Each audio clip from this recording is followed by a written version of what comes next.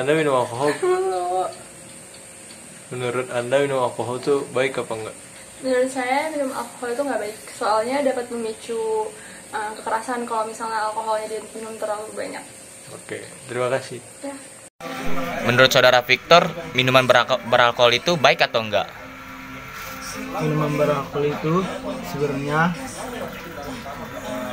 tergantung orangnya, baik cara dia konsumsinya. Kalau dia konsumsinya berlebihan, artinya memabukkan, ya jadinya tidak baik. Tapi kalau untuk minumnya hanya sekedar kayak untuk menghangatkan tubuh atau untuk bantu tidur, yang untuk bagian semuanya, itu sangat berpengaruh. Tergantung pola pikirnya, cara merespon alkohol itu tersebut. Lu nanya dulu nggak? Menurut lu minum alkohol baik gak sih? Kalau baik kenapa? Kalau enggak kenapa? Menurut gua minum alkohol itu gak baik karena kan dia bakal merusak fungsi hati, ginjal, pokoknya semua dalam tubuh tuh bakal rusak gitu kalau minum alkohol. Oke, makasih. Menurut lu minum alkohol itu baik apa enggak? Baik. Alasannya? Yang salah itu kalau minum alkohol secara berlebihan. Soalnya kan dari alkohol itu juga banyak manfaatnya, contohnya kayak bir itu memperkuat tulang dan lain-lain. Jadi menurut saya baik-baik aja. Yang salah itu orang-orang yang nggak bertanggung jawab atas penyalahgunaan alkohol itu. Itu sih. Makasih. Menurut Bang Eben, minum itu baik apa enggak? Alasannya? Dari pribadi saya, minum alkohol itu tidak baik. Kenapa? Karena itu bisa membuat diri kita mabuk, dan menurut saya juga di dalam Alkitab itu dilarang. Alangkah baiknya kita menjaga kekudusan tubuh kita dengan mungkin mengkonsumsi yang baik saja dan yang tidak baik. Itu saja dari saya. Terima kasih, Bang. Menurut lu minuman beralkohol baik gak sih? Enggak sih, Kenapa tuh enggak? karena kalau kita konsumsinya secara berlebihan dapat meningkatkan banyak resiko penyakit. Oh gitu, oke. Ya gitu. Terima kasih. Menurut saudara Ape dan saudara Akong, minum alkohol itu salah atau enggak? Alasannya kenapa? Kalau menurut saudara Akong? Tidak. Alasannya kenapa? Jadilah peminuman yang tanggung jawab. Kalau menurut saya pribadi minum alkohol itu baik karena dapat membuat pikiran rileks kalau diminumnya sesuai takaran gitu, dan juga bisa membantu tidur untuk orang-orang yang mungkin pikirannya banyak gitu. Terima kasih. Bang, menurut Bang Willy, minum itu baik apa enggak sama alasannya? Minum alkohol ya. Iya, alkohol. Kalau minum alkohol, kalau sampai mabok itu nggak baik sebenarnya. Karena itu berdasarkan Alkitab juga, kalau misalkan itu didasarkan karena nafsu sampai mabuk, berarti itu nggak bisa, karena itu udah melanggar kebutuhan gitu dalam hal nafsu gitu. Tapi kalau misalkan untuk minum doang nggak sampai nafsu, ya nggak apa-apa sih. Makasih, Bang.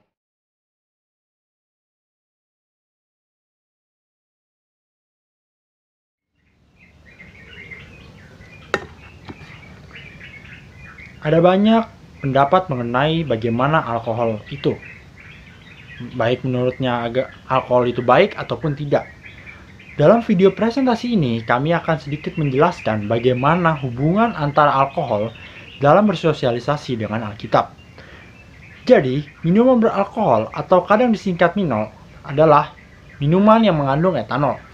Etanol adalah bahan psikoaktif dan konsumsinya menyebabkan penurunan kesadaran. Di berbagai negara, penjualan minuman beralkohol dibatasi hanya untuk kalangan tertentu saja. Umumnya, orang-orang yang sudah berusia 18 tahun ke atas yang boleh meminum minuman beralkohol. Nah, oke, sekarang saya akan membahas sedikit sejarah tentang minuman beralkohol. Menurut Alkitab, anggur pertama kali menjadi acuan dalam Alkitab adalah minuman beralkohol. Hal itu terjadi pada zaman Nuh. Nuh menjadi mabuk karenanya. Kejadian 9 ayat 21. Berdasarkan catatan dalam Alkitab, wine, yayin, ataupun oinos merupakan penamaan dari anggur atau yang biasa disebut oleh orang Indonesia minuman beralkohol. Wine merupakan warisan kebudayaan kuno yang ditemukan sejak zaman Nuh. Penyebaran ke umat manusia, Nabi Yesaya merujuk pada tempat Sibma yang merupakan Terdapatnya perkebunan anggur yang memproduksi wine. Yesaya 16 ayat 8. Nah oke, berikutnya penjelasan tentang minuman beralkohol untuk bersosialisasi menurut Alkitab akan dijelaskan oleh teman saya selanjutnya. Nah baik, terima kasih Filbert. Kali ini saya akan menjelaskan minum alkohol dalam bersosialisasi menurut Alkitab. Menurut kami, Alkitab mengatakan bahwa tidak masalah jika meminum alkohol ketika seorang bersosialisasi, namun tidak untuk memabukkan. Alkitab juga mempunyai banyak instruksi mengenai konsumsi alkohol, seperti yang terdapat pada Bilangan 6 ayat 3, Ulangan 29 ayat 6, Hakim-Hakim 13 ayat 4, 7, dan 14, Amsal 20 ayat 1, Yesaya 5 ayat 11, 22, 24 ayat 9, 28 ayat 7, 29 ayat 9, dan 56 ayat 12. Alkitab tidak melarang seorang Kristen untuk meminum beralkohol. Namun, tercatat Alkitab membicarakan alkohol secara positif. Seperti yang terdapat pada Pengkhotbah 9 ayat 7, yang menghimbau, minumlah anggurmu dengan hati yang senang. Dan Mazmur 104 ayat 14-15 yang menyatakan bahwa Allah memberi anggur yang menyukakan hati manusia. Apabila jika seorang Kristen duduk dan makan malam bersama dengan teman-teman serta dan pasangannya, terhadap atau dihidangkan segelas anggur untuk dicicipi bersama, dan mereka meminumnya dengan iman bahwa Tuhan mengizinkan mereka menikmatinya dan bukanlah dosa. Seperti yang dikatakan pada Roma 14 ayat 22-23. Dapat ditegaskan bahwa Alkitab tidak melarang orang Kristen untuk minum bir, anggur, atau minuman-minuman lain yang mengandung alkohol. Alkohol tidak ditandai oleh dosa. Yang harus dihindari oleh orang Kristen adalah kemabukan dan kecanduan alkohol, seperti yang dikatakan oleh Efesus 5 ayat 18 dan 1 Korintus 6 ayat 12. Berikutnya akan dijelaskan oleh teman saya yang bernama Topiga. Jadi itu kita bisa ngambil contoh dari cerita Alkitab. Di sini kelompok akan menceritakan dua contoh dari banyak contoh yang ada. Misalnya ketika Yesus mengubah air menjadi anggur di pesta Kana. Nah, di situ kan Yesus mengatakan bahwa mereka itu disuruh minum anggur dari cawan ini. Nah, habis itu Yesus juga bilang bahwa mulai saat ini dia nggak akan minum apapun dari hasil tanaman anggur sampai hari itu. Hari itu maksudnya kan hari kematian. Nah, di situ dapat disimpulkan bahwa Yesus pun di situ dia minum anggur juga. Nah, itu dapat lebih jelas kalau kalian buka di Alkitab, yaitu Injil Lukas 7 ayat 34. Terus ada lagi satu cerita tentang Yesus kayak minum anggur gitu kan, atau alkohol gitu. Nah, ketika Yesus makan dan minum bersama Matius, di situ Yesus kan mulai pertama ngeliat Matius, lalu Matius pemungut cukai ya, lalu Yesus kan ikut makan dan minum bersama Matius dan rekan-rekannya tuh. Nah, di situ orang Farisi ngelihat apa yang dilakukan Yesus, lalu orang Farisi itu mengomentari Tuhan Yesus. Nah, orang Farisi itu mengomentari Tuhan Yesus karena ada dua hal. Yang pertama, kok Tuhan Yesus mau sih ngumpul lama para pemungut cukai. Terus yang kedua itu, kok Tuhan Yesus orang Farisi itu melihat ada wine. Wine itu kalau bahasa kayak dulunya itu artinya anggur yang merajul lebih ke alkohol gitu. Nah, di situ orang Farisi komentar kenapa Yesus mau bahkan kayak minum wine bersama mereka gitu kan. Nah, dari situ kan Tuhan Yesus bilang bahwa bukan orang sehat yang butuh tabib, melainkan orang sakit. Nah, lagi pula Tuhan Yesus itu yang pokoknya ketika Tuhan Yesus kayak minum anggur atau apa itu sebenarnya dijadikan suatu kayak pengajaran gitu. Jadi walaupun emang di konteksnya itu masuk ke dalam tubuh Tuhan Yesus, tapi Tuhan Yesus kan nggak bilang bahwa itu salah, melainkan Tuhan Yesus mempergunakan itu sebagai pengajaran.